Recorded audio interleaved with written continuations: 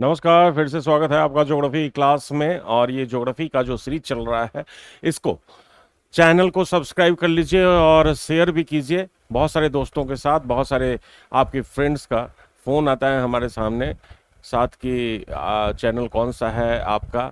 तो हमसे जितने भी लोग ऑफलाइन में पढ़े हुए हैं जुड़ जाइए। और आते हैं हम अब क्लाइमेटोलॉजी में। देखिए, कल तक हमने आपको रॉक्स बताया था, डेनुडेशन बताया था, जो एक जियोमॉर्फोलॉजी का सेक्शंस था। जैसे ऑफलाइन में क्लास चलती है वैसे ही हमने आपको बताया था। आज हम शुरू करेंगे क्लाइमेट, यानी ये सेक्शन होगा क्लाइमेटोलॉजी का। तो हेडिंग आप दे दीजिए क्लाइमेटोलॉजी। क्लाइमेटोलॉजी को शुरू करने के पहले मुझे बताइए, पूरे विश्व में क्लाइमेट जैसे तीन वर्ड का इस्तेमाल किया जाता है। पहले आप कहते हैं क्लाइमेट, फिर कहते हैं आप सीजन, और फिर कहते हैं आप वेदर। Climate, season, weather. मुझे बताइए, क्या ये तीनों एक ही वर्ड है? तीनों अलग अलग हैं। अब मैं आपको बता दूं कि ये तीनों क्या हैं वर्ड, क्या कॉन्सेप्ट है इनका। तो अगर मैं आपसे ये क्वेश्चन करूं कि बाहर बारिश शुरू हो गई, तो आप इन तीनों में से कौन से वर्ड का इस्तेमाल करेंगे? आप कहेंगे वेदर है। वेदर का मतलब होता है क्षणिक परिवर्तन, यानी क्लाइमेट में अगर क्षणिक परिवर्तन हो रहा है, थोड़े समय के लिए परिवर्तन हुआ, 2 घंटे बारिश हुई झमाझम और फिर से मौसम साफ हो गया, तो इसको हम कहेंगे वेदर। लेकिन अगर मैं आपसे कहूं कि ब्रिटेन का क्लाइमेट अच्छा है या सीजन अच्छा है, तो क्लाइमेट अच्छा। अगर मैं आपसे कहूं कि ब्रिटेन का क्लाइमेट अच्छा है, इसका मतलब यह है कि किसी भी खास ज्योग्राफिकल एरिया का, किसी स्थानिक क्षेत्र का हम करीब 35 साल का दो डाटा कलेक्ट करते हैं, एक टेम्परेचर का और एक रेनफॉल का। क्योंकि क्लाइमेटिक का दो ही मेजर डिसाइडिंग फैक्टर होता है, टेम्परेचर और रेनफॉल। और डाटा कलेक्ट करने के बाद उस पर्टिकुलर एरिया का हम एक क्लाइमेटिक जोन बना देते हैं, क्लाइमेटिक रीजन बना देते हैं। जैसे अगर क्वेश्चन पूछा जाए कि भारत का क्लाइमेट कैसा है, तो आप कहेंगे ट्रॉपिकल मानसूनी क्लाइमेट, यानी मानसूनी जलवायु है। लेकिन इसी मानसूनी क्लाइमेट में सीजन कितने हैं? चार हैं। चार है ना? पतझड़, सावन, बसंत, बहार। आगे आप जानिए। यानी चार जो सीजन है, ये भी सीजन छोटे छोटे हैं, 3 3 महीने के सीजन है। अगर सीजन को मिला दीजिए तो क्लाइमेट बन जाता है। लेकिन अगर मैं कहूं सबसे छोटा वर्ड क्या था, तो वेदर था। यानी वेदर को मिलाने से सीजन बना, सीजन को मिलाने से क्लाइमेट बना। लेकिन आप मुझे बताइए, इस पृथ्वी पे ना वेदर होता, ना सीजन होता, ना क्लाइमेट होता, अगर पृथ्वी में क्या नहीं होता तो मुझे बताइए, क्या नहीं होता तो ये ना क्लाइमेट बनता, ना सीजन बनता, ना वेदर बनता। जी हाँ, आप सही सोच रहे हैं, वायुमंडल। यानी एटमॉस्फेयर अगर नहीं होता तो इस पृथ्वी पे कुछ भी नहीं होता। इसका मतलब है कि सबसे पहले क्लाइमेट को शुरू करने के लिए आपको वायुमंडल की जानकारी चाहिए। तो हम शुरू करते हैं पहले चैप्टर से, जिसका नाम है वायुमंडलीय संरचना एवं संगठन। एटमॉस्फेरिक स्ट्रक्चर एंड कंपोजिशंस में आते हैं। देखिए, एटमॉस्फेरिक स्ट्रक्चर एंड कंपोजिशन शुरू करते हैं एटमॉस्फेरिक स्ट्रक्चर एंड कंपोजिशन से।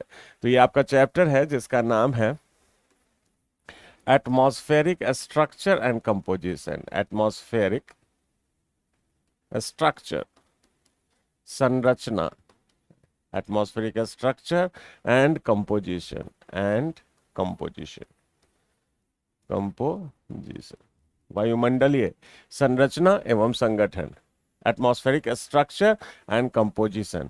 तो इसका मतलब हो गया संरचना, इसका मतलब हो गया संगठन।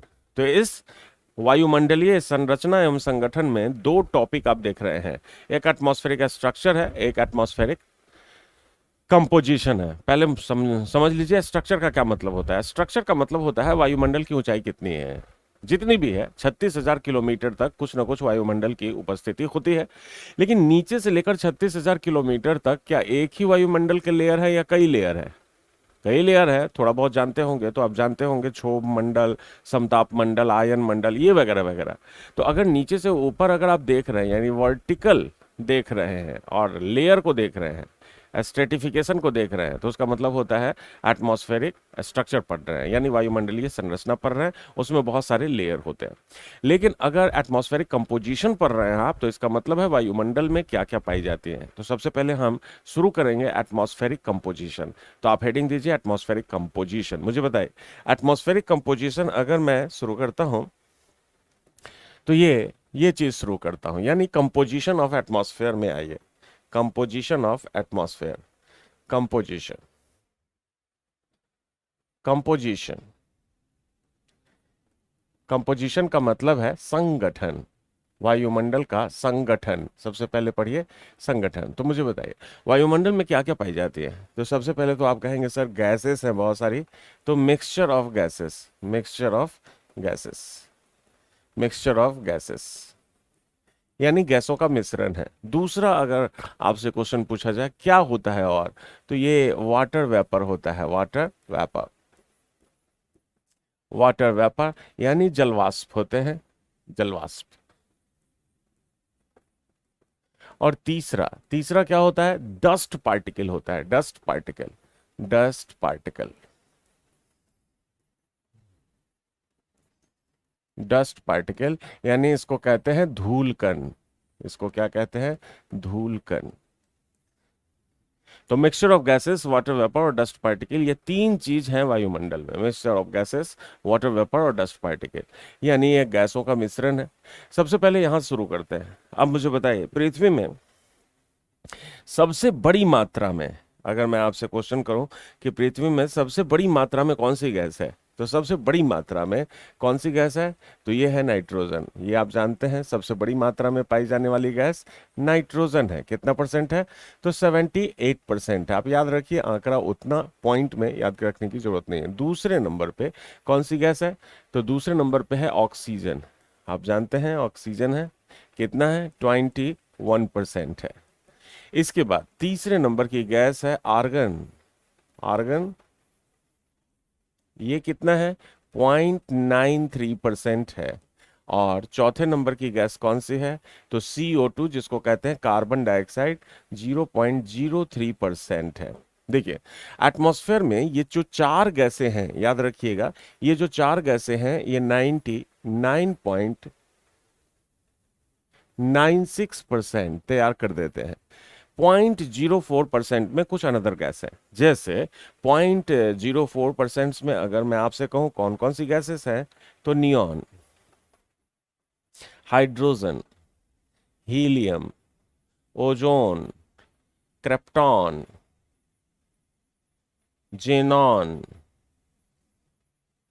और रेडॉन, जो माइन्यूट है, निग्लिजिबल गैस है रेडॉन। ये जो आप देख रहे हैं ये जो गैस है ये 0.04% में है, 0.04% में है। तो अब एक एक करके हम सबसे पहले देखते हैं नाइट्रोजन। देखिए नाइट्रोजन अगर एटमॉस्फेयर में 78% है, तो अगर आपसे मैं क्वेश्चन करूं कि अगर नाइट्रोजन एटमॉस्फेयर से गायब हो जाए तो आपके शरीर में क्या नहीं बनेगा, आपके शरीर में प्रोटीन सिंथेसिस नहीं होगा। क्योंकि आप जानते हैं प्रोटीन सिंथेसिस सबसे बड़ा सोर्स है अमीनो एसिड्स का, और अमीनो एसिड तभी बनेगा जब आपके शरीर में नाइट्रोजन किसी भी रूप में पहुंचेंगे। तो नाइट्रोजन किस रूप में पहुंचते हैं, तो खाद्य पदार्थ के रूप में पहुंचते हैं, जो मिट्टी से पहुंचते हैं, वायुमंडल से नहीं। इसलिए क्वेश्चन आपसे पूछा जाता है कि जब सांस लेते हैं तो सर्वाधिक मात्रा में कौन सी गैस को अपने शरीर के अंदर इनहेल करते हैं। सबसे ज्यादा इनहेल करने वाली गैस कौन सी है, ग्रहण करने वाली गैस कौन सी है, तो नाइट्रोजन है, याद रखिएगा। लेकिन क्वेश्चन अगर थोड़ा ट्यून कर दिया जाए और पूछा जाए कौन सी गैस है जिसका सबसे ज्यादा आप अवशोषण करते हैं वायुमंडल से, वो होता है ऑक्सीजन। क्योंकि नाइट्रोजन का आप एब्जॉर्बिंग नहीं कर सकते हैं। रिस्पिरेशन सिस्टम में जैसे ही नाइट्रोजन आपके शरीर के अंदर जाता है, फिर से वो बाहर उसी कार्बन डाइऑक्साइड के साथ निकल जाता है। इसलिए सबसे ज़्यादा एब्जॉर्बिंग गैस ऑक्सीजन होती है। नाइट्रोजन सबसे ज़्यादा आप इनहेल जरूर कर सकते हैं, इनहेल जरूर कर सकते हैं। तो हमने आपको कहा कि ये जो ऑक्सीजन है ये अब्जॉर्बिंग, मोस्ट अब्जॉर्बिंग गैस है। नाइट्रोजन आपके शरीर के अंदर जाता है इनडायरेक्टली। कैसे जाता है, तो ये मिट्टी से आपके फूड चेन के थ्रू आपके अंदर जाता है। जो एक नाइट्रोजन फिक्सेशन एलिमेंट्स होता है बैक्टीरिया, वो आपके शरीर में ले जाता है। वो मैं इन्वायरमेंट के सेक्शन में आपको बताऊंगा नाइट्रिफिकेशंस क्या है। ऑक्सीजन, ये जो ऑक्सीजन है अगर आपके शरीर में ना हो, अगर ये वायुमंडल में ना हो, तो कंबसन मुश्किल हो जाएगा। कंबसन मुश्किल का मतलब क्या होता है कि अगर मैं आपसे कहूं कि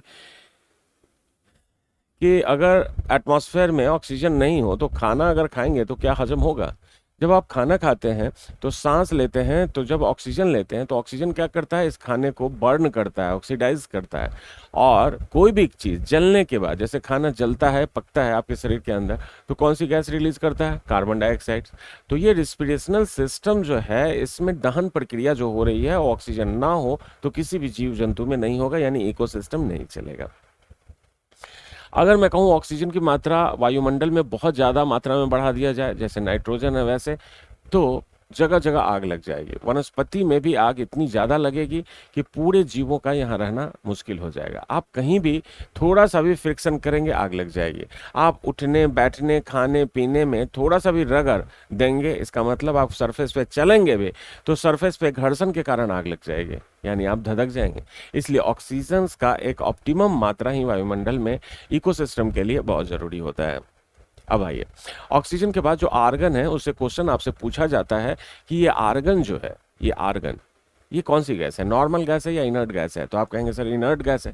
किसको कहते हैं हम इनर्ट गैस या नोबल गैस या अक्रिय गैस, जिसका ऑक्टेट पूरा होता है। ऑक्टेट का मतलब ये होता है, जैसे आपने बचपन में पढ़ा होगा या केमिस्ट्री में पढ़ते होंगे पीरियोडिक टेबल में, sp-df ऑर्बिट। तो इसमें क्या होता है कि जितने इलेक्ट्रॉन उसको चाहिए उतने ही हैं, संतुलित है, नहीं ज़्यादा है नहीं कम है। तो ऐसे पीरियोडिक टेबल में 6 ऐसे एलिमेंट्स हैं जो नोबल गैस हैं, जो भरे पूरे हैं। इनको किसी से भी रिएक्ट करने की ज़रूरत नहीं पड़ती, क्योंकि इनके इलेक्ट्रॉन खुद के होते हैं, किसी से ना शेयर करते हैं ना ही किसी को देते हैं। ऐसे स्टेबल गैस 6 हैं, जिसमें सबसे बड़ी मात्रा में वायुमंडल में कौन सी गैस है, तो आर्गन है। याद रखिएगा, एटमॉस्फेयर में लगभग 1% यानी 0.93% के करीब है। आर्गन के बाद जो CO2 है, इसके बारे में थोड़ा सा कॉन्सेप्ट आपको बताना पड़ेगा हमको। अगर मैं आपसे क्वेश्चन करूं कि जो CO2 है इसका परसेंटेज कितना है तो ये बिल्कुल कम, लेकिन ये भी हमारे इकोसिस्टम के लिए बहुत ही जरूरी है, क्योंकि जीव जंतु दहन प्रक्रिया के दौरान जो कार्बन डाइऑक्साइड से बाहर निकालते हैं उसको पेड़ पौधे एब्जॉर्ब करते हैं फोटोसिंथेसिस के रूप में। और अगर ये कार्बन डाइऑक्साइड नहीं हुआ तो प्लांटेशन नहीं हो पाएगा और जीव जंतु नहीं रह पाएंगे, यानी पूरी तरह से इकोसिस्टम हमारा डेवलप नहीं हो पाएगा, पृथ्वी सूनी रह जाएगी। इसलिए पृथ्वी के वायुमंडल में इन सब गैसों की एक संतुलित मात्रा बहुत जरूरी है। ऑक्सीजन के बाद जो ये जो कार्बन डाइऑक्साइड है, अगर मैं संतुलित की बात कर रहा हूं, तो अगर इसकी मात्रा बढ़ने लगे तो कौन सा इफेक्ट पैदा होगा, तो आपने नाम सुना होगा ग्रीन हाउस इफेक्ट। लेकिन शायद आप जानते हैं या नहीं जानते हैं, मैं आज ग्रीन हाउस इफेक्ट को थोड़ा डिटेल करूंगा। तो हेडिंग दीजिए, ग्रीन हाउस इफेक्ट क्या है। देखिए, कार्बन डाइऑक्साइड्स, मैं आपको ग्रीन हाउस इफेक्ट के बारे में थोड़ी जानकारी दे देता हूं। ग्रीन हाउस इफेक्ट क्या है, इसको जरा समझिए। देखिए, मैंने आपको बताया कि आपका जो वायुमंडल है कितने हजार किलोमीटर तक है, तो 36,000 किलोमीटर तक। याद रखिएगा, 36,000 किलोमीटर तक वायुमंडल है। और आप नीचे हैं, यानी सी लेवल मान लेते हैं आपको, यहाँ पे हैं, सरफेस पे हैं, आप धरती पे हैं। लेकिन आपको जो यहाँ एनर्जी मिल रही है, एनर्जी जो यहाँ तक आपको रिसीव की जा रही है, इसका अल्टीमेट लास्ट सोर्स कौन होता है। अगर मैं कहूँ कि यहाँ पे आप हैं और आपको जो एनर्जी मिल रही है, इसका अल्टीमेट लास्ट सोर्स कौन है, तो इसका अल्टीमेट लास्ट सोर्स होता है सन। यानी सन की एनर्जी ही आप तक पहुंचती है। ये जो एनर्जी है सन की, ये आप तक पहुंच रही है। लेकिन मुझे बताइए, सन का जो टेम्परेचर है कितना है। सन का फोटोस्फेयर यानी बाहरी जो परत है, उसका जो टेम्परेचर है ये कितना है, तो ये टेम्परेचर है 6000 डिग्री सेल्सियस, जो फोटोस्फेयर या प्रकाश मंडल का तापमान है। अब मुझे बताइए, कोई भी बड़ी या कोई भी धधकता हुआ आग का गोला जिसमें गर्मी बहुत ज़्यादा होती है, वो अगर एनर्जी निकालती है तो मैक्सिमम एनर्जी वो शॉर्ट वेव्स में निकालेगी या लॉन्ग वेव में निकालेगी, तो शॉर्ट वेव्स में निकालेगी, यानी छोटी तरंगों के रूप में निकालती है, लघु तरंगों के रूप में निकालती है। क्यों? क्योंकि ये चीज़ याद रखिएगा, बॉडी को जितना गर्म कर दीजिए, आप गर्म करते चले जाइए, उसके वेवलेंथ, एनर्जी रेडिएशन का वेवलेंथ छोटा होता चला जाएगा।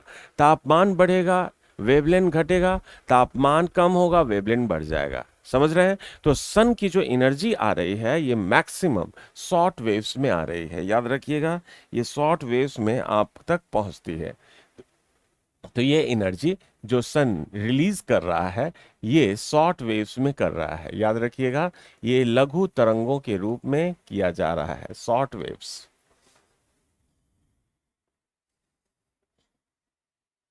शॉर्ट वेव्स, शॉर्ट वेव्स में ये आ रही है।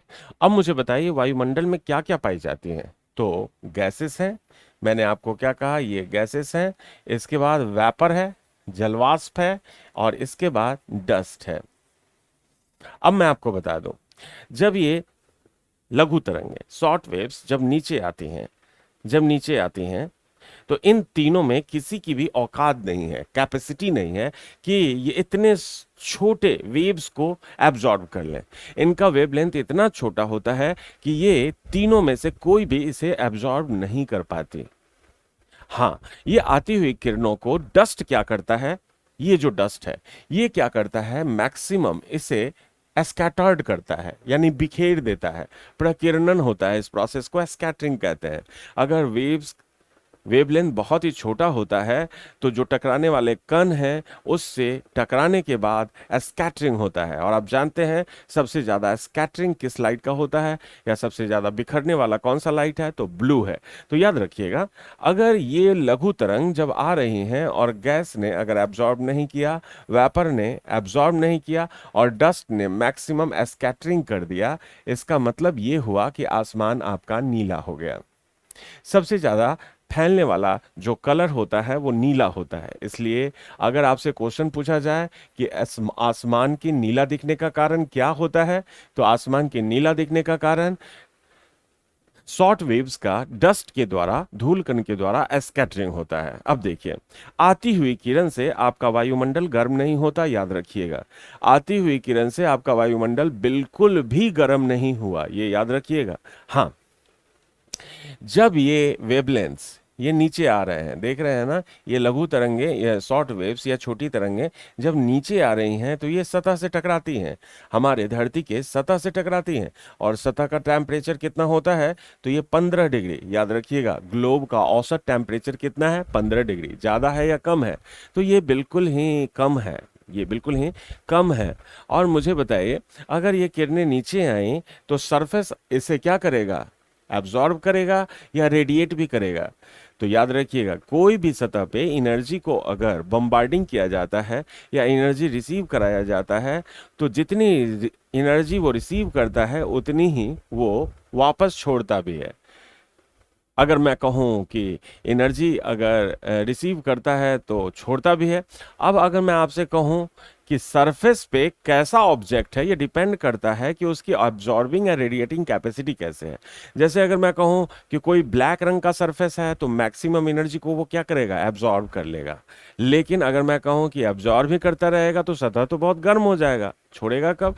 तो अगर इस सरफेस से पूछेंगे भाई एब्जॉर्ब भी किए जा रहे हो एनर्जी, छोड़ोगे कब, तो वो कहेगा मुझे अभी एब्जॉर्ब कर रहा हूं, उसको छोड़ भी दूंगा। यानी कि अगर मैं कहूं कि छोड़ेगा कब, तो वो धीरे धीरे रिलीज कर देगा, लेकिन मैक्सिमम उस समय वो एब्जॉर्ब कर लेता है। ऐसा नहीं कि एब्जॉर्ब ही करता रहेगा, छोड़ेगा नहीं।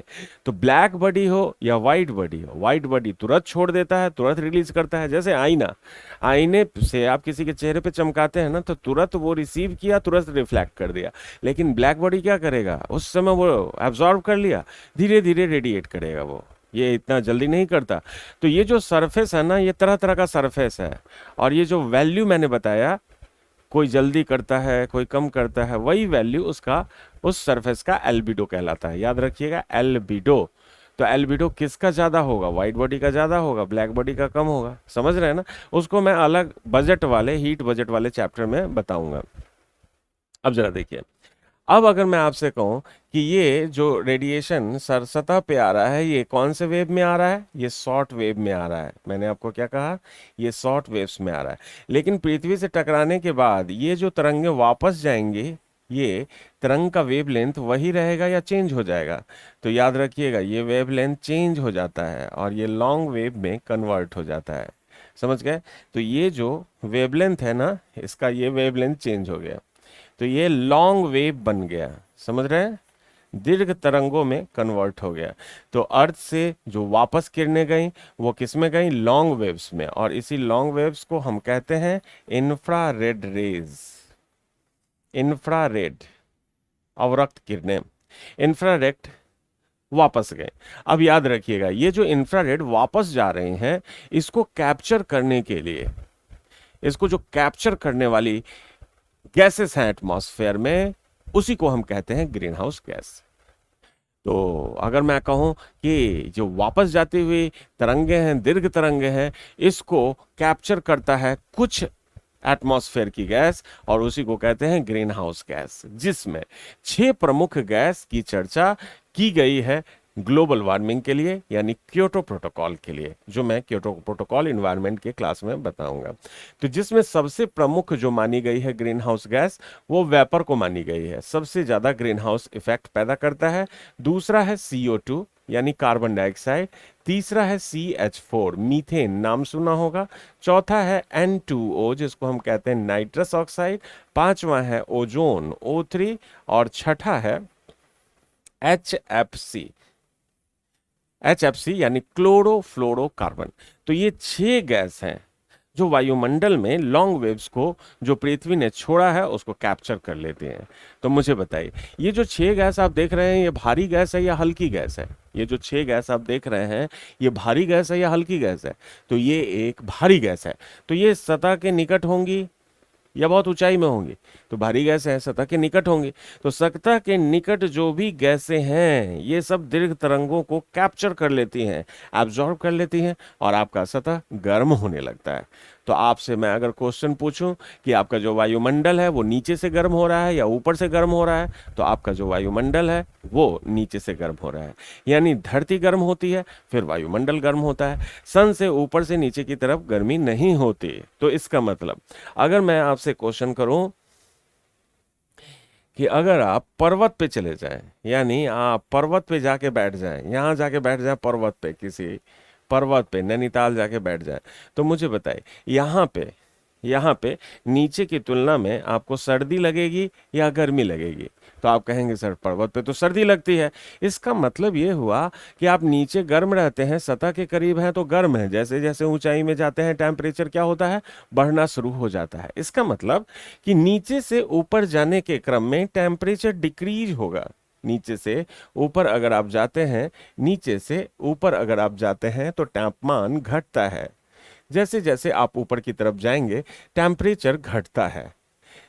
1000 मीटर अगर आप ऊपर जाते हैं तो -6.5 डिग्री सेल्सियस टेम्परेचर कम होता है, -6.5 डिग्री सेल्सियस कम होता है, जिसको हम कहते हैं normal lapse rate. Normal lapse rate यानी सामान्य ताप पतन दर। तो अगर आपसे पूछा जाए एवरेज लैप्स रेट या नॉर्मल लैप्स रेट वायुमंडल का कितना होता है, तो 1000 मीटर यानी 1 किलोमीटर ऊपर जाइए तो -6.5 डिग्री सेल्सियस टेम्परेचर कम हो जाता है। अब ये जो गैसें हैं जो वायुमंडल को गर्म कर रही हैं, ये जो गैस आपको मैंने कहा ये वायुमंडल को गर्म कर रही हैं, इन्हीं सारी गैस को हम कहते हैं ग्रीन हाउस गैस, जिससे वायुमंडल गर्म होता है। अब इसका नाम ग्रीन हाउस क्यों दिया गया? तो देखिए प्राचीन काल से लोग पहाड़ों पे खेती करते थे तो घर बना के करते थे, और घर बनाने का मतलब था एक ट्रांसपेरेंट सीट होती थी, यानी या तो प्लास्टिक का सीट लगा दीजिए जो ट्रांसपेरेंट है या शीशे का घर बना दीजिए। जैसे आप देखेंगे गर्मी में कार को अगर बाहर छोड़ते हैं आप, गाड़ी अपनी बाहर छोड़ते हैं आप, तो अंदर का टेम्परेचर ज़्यादा होता है बनिस्बत बाहर के। क्यों? क्योंकि शॉर्ट वेव्स घुस तो गई हैं शीशे के अंदर, लेकिन नीचे से जो बाहर निकलना चाह रही है अंदर से लॉन्ग वेव्स, उसको शीशा निकलने नहीं दे रहा है। इसलिए ग्रीन हाउस गैस में इन शीशे का प्रयोग किया जाता था या ट्रांसपेरेंट प्लास्टिक सीट की प्रयोग किया जाता था। दीर्घ तरंगे लॉन्ग शॉर्ट वेव्स जो सन से आती हैं वो इसमें इंटर तो कर देती हैं, लेकिन फिर बाहर नहीं निकल पाती क्योंकि ये लॉन्ग वेव्स बन जाती हैं। ऐसे में ठंडी कंट्रियां इन सब क्षेत्रों में या घर बनाकर खेती करती थी, यानी ग्रीन हाउस प्लांटेशन होता था। यानी देखा गया कि ये जो सीसा है ये ग्रीन हाउस का काम करता है। ग्रीन हाउस का मतलब टेम्परेचर को बढ़ा देता है, लॉन्ग वेव्स को ट्रैप कर देता है।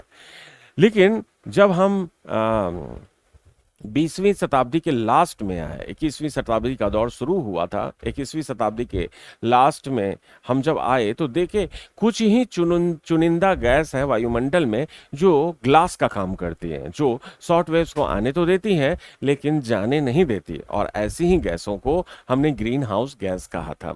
देखिए, ऑप्शन में जब भी क्वेश्चन पूछा जाए कि सबसे ज्यादा ग्रीन हाउस इफेक्ट किस चीज से पैदा होता है, तो वेपर अगर ऑप्शन में हो तो वेपर लगाइएगा, अगर ये ना हो तो ये CO2। क्योंकि धड़ल्ले से इंडस्ट्रियलाइजेशन यानी 1991 के बाद जो ग्लोबलाइजेशन शुरू हुआ तो धड़ल्ले से CO2 का प्रयोग बढ़ने लगा। तो आप समझ गए होंगे ये ग्रीन हाउस इफेक्ट क्या है। तो ग्रीन हाउस इफेक्ट ये आप समझ गए हैं, तो ये CO2 तक हमने आपको अभी बताया। अब आइए हम नियॉन के बारे में थोड़ा जानकारी ले लेते हैं। आप इसे बार बार देख के इन सारे चैप्टर को कंप्लीट करते रहिएगा ताकि आपका नोट्स अच्छा बनता रहे। तो अब आइए हम आते हैं नियॉन में। नियॉन में तो देखिए नियॉन क्या है। नियॉन नियॉन के बारे में देखिए और समझिए नियॉन है क्या। तो ये जो नियॉन है ये भी एक इनर्ट गैस है। तो अगर आपसे क्वेश्चन पूछा जाए कि ये जो नियॉन है ये इनर्ट गैस है तो वायुमंडल की दूसरी सबसे बड़ी इनर्ट गैस कौन है, तो ये है नियॉन। वायुमंडल की दूसरी सबसे बड़ी इनर्ट गैस नियॉन है। याद रखिएगा, वायुमंडल की दूसरी सबसे बड़ी गैस, अक्रिय गैस, नोबल गैस नियॉन है। अब आते हैं हम हाइड्रोजन और हीलियम में। तो हाइड्रोजन और हीलियम के लिए मैं आपको बता दूं कि ये हल्की गैस होती हैं। तो हल्की गैस है इसका मतलब वायुमंडल में ये नीचे ज्यादा मात्रा में होंगी या ऊपर होंगे। तो याद रखिएगा, हाइड्रोजन और हीलियम, इसी से यूनिवर्स पैदा होता है, इसलिए यूनिवर्स की ये दो बड़ी गैसें सबसे बड़ी गैस होती हैं। अगर मैं आपसे कहूं कि सन का निर्माण अगर नहीं होता तो क्या प्लैनेट का निर्माण होता? नहीं होता। इसका मतलब पूरे ब्रह्मांड को बनाने का काम कौन कर रहा है? स्टार कर रहे हैं। और स्टार बनते कैसे हैं आप जानते हैं? हाइड्रोजन का हीलियम में कन्वर्जन होता है, यानी ये फ्यूजन होता है, संलयन होता है परमाणु, और जिसके कारण स्टार का फॉर्मेशन होता रहता है। इसका मतलब यूनिवर्स या ब्रह्मांड की सबसे बड़ी गैस अगर पूछी जाए तो वो हाइड्रोजन होगा और सेकंड नंबर पे हीलियम होगा। दूसरा मैं आपको बता दूं कि हमारे वायुमंडल के सबसे ऊपरी भाग में हाइड्रोजन लेयर होता है, उसके नीचे हीलियम लेयर होता है, उसके नीचे नाइट्रोजन और उसके नीचे ऑक्सीजन लेयर होता है, जो मैं बढ़ती ऊंचाई के आधार पर बताता हूं। इसको मैं डिलीट करता हूं।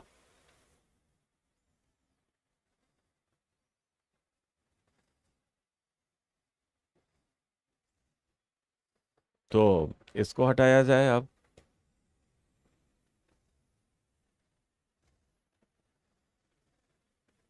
अब देखिए, अब अगर मैं आपसे कहूं कि ये जो हाइड्रोजन हीलियम है इसका क्या कॉन्सेप्ट है, तो देखिए ये जो हाइड्रोजन है, अगर मैं नीचे से ऊपर अगर 36,000 किलोमीटर तक की बात कर रहा हूं, 36,000 किलोमीटर तक की अगर बात कर रहा हूं, इसका मतलब सबसे नीचे यहां पे अगर मैं देखूं तो यहां सबसे नीचे यहां पे दो मुख्य गैस होती हैं, एक तो नाइट्रोजन होता है और एक ऑक्सीजन होता है, जो मेजर गैसेस है। अब अगर मैं कहूं कि बढ़ती ऊंचाई के साथ इनमें से कौन सी गैस खत्म हो जाएगी, तो ऑक्सीजन खत्म हो जाएगी, क्योंकि ऑक्सीजन का सोर्स क्या है? प्लांट है। अब प्लांट खत्म हो गया, प्लांट अगर ऊपर जाएंगे तो धीरे धीरे इसकी धीरे धीरे ऑक्सीजन का डेंसिटी कम होने लगेगा। इसका मतलब है कि कुछ ऊंचाई तक जाएंगे तो ऑक्सीजन समाप्त हो जाएंगे, यानी 50 किलोमीटर से अगर आप ऊपर चले जाइए तो ये ऑक्सीजन समाप्त हो जाता है, और 700 किलोमीटर तक जाते जाते नाइट्रोजन भी समाप्त हो जाता है। यानी सबसे नीचे ऑक्सीजन लेयर, फिर नाइट्रोजन लेयर, अगर उसके ऊपर चले जाएं तो ये जो बहुत ज़्यादा गैसेस हैं जो मिक्स हैं वो सब समाप्त हो जाते हैं। और ये 700 से ऊपर अगर आप जाएंगे तो हीलियम बचा रहता है, फिर सबसे ऊपर हाइड्रोजन। इसलिए वायुमंडल की सबसे सबसे हल्की गैस हम किसको मानते हैं? हाइड्रोजन। और इस 36,000 के ऊपर स्पेस शुरू हो जाता है, यानी अंतरिक्ष, यानी इसके ऊपर स्पेस शुरू हो जाता है।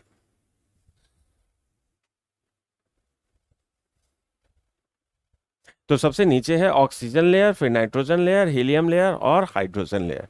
तो इस चीज को आप समझ गए होंगे। अब हम आते हैं ओजोन में। तो आइए ओजोन देखते हैं आप। ओजोन,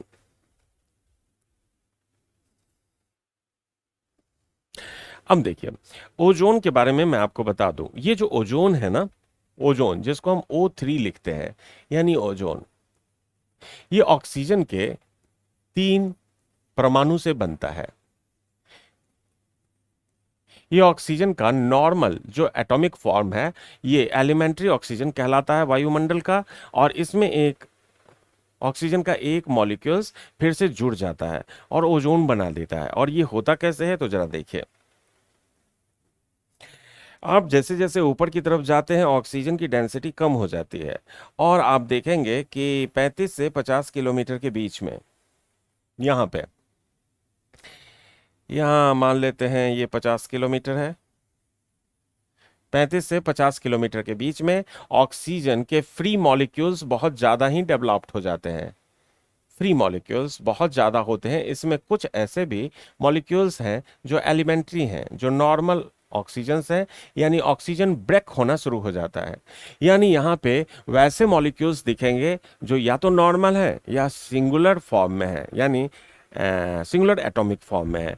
यानी जब ऊपर जाते हैं तो ये सब ब्रेक होने लगते हैं। लेकिन ये जो ये जो आप देख रहे हैं, ये ऑक्सीजन के 2 एटम और सिंगल एटम दोनों मिलने लगते हैं। ये कब मिलते हैं, तो जब इन पे हाई बॉम्बार्डिंग की जाती है किसी एनर्जी का, तो आप देखेंगे ये सब मिलने शुरू हो जाते हैं। सूरज से निकलने वाली एक खास तरह की किरणें होती हैं जिसको हम कहते हैं अल्ट्रा वायलेट रेज, पैराबैंगनी किरणें।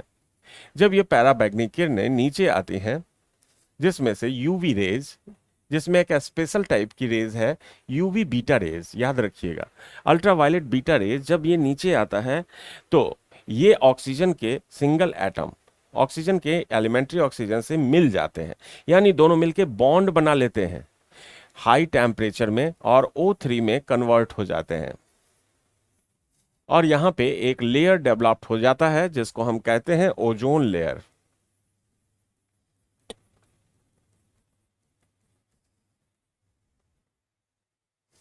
याद रखिएगा, ये ओजोन लेयर अगर आपसे क्वेश्चन पूछा जाए कौन से लेयर में बनता है, तो स्ट्रेटोस्फेयर में बनता है। ये स्ट्रेटोस्फेयर में डेवलप्ड होता है। ये स्ट्रेटोस्फेयर में डेवलप्ड होता है, स्ट्रेटोस्फेयर में। तो ओजोन यहाँ पे डेवलप्ड हो गया। तो ये ओजोन लेयर एक ऐसा लेयर है जो हमें अल्ट्रावायलेट रेज से बचाता है। यानी हम अगर नीचे हैं तो ये अल्ट्रावायलेट रेज हमारे शरीर पर नहीं गिर पाता। ऐसा नहीं है कि बिल्कुल नहीं गिरता, लेकिन इसकी इंटेंसिटी को कम कर देता है। अगर ये लेयर ना हो तो हमारा शरीर जल जाएगा, आंखों में मोतियाबिंद हो जाएगा, यानी ब्लाइंडनेस शुरू हो जाएगा, और बहुत सारी घटनाएं घटित हो सकती हैं। सिर्फ हमारे ही साथ नहीं, इकोसिस्टम में हर वो प्राणी के साथ, हर वो जीव के साथ जो यहाँ रहना चाहता है, उसे कैंसर भी हो सकता है और उसे बहुत सारी समस्या डेवलप्ड हो सकती है। बायोडाइवर्सिटी को एक चैलेंज हो सकता है, इवेपोरेशन का रेट घट सकता है, पौधे में बीमारियां लग सकती हैं। बहुत सारी चीजें ओजोन डिप्लीशन से संभव है। लेकिन मैंने आपको कहा था कि ये जो ओजोन है हमारे लिए सुरक्षा कवच है। इसी को हम नीचे से एक खास तरह की गैस छोड़कर डिस्टर्ब अभी तक कर रहे थे, जिसको हमने नाम दिया है CFC गैस।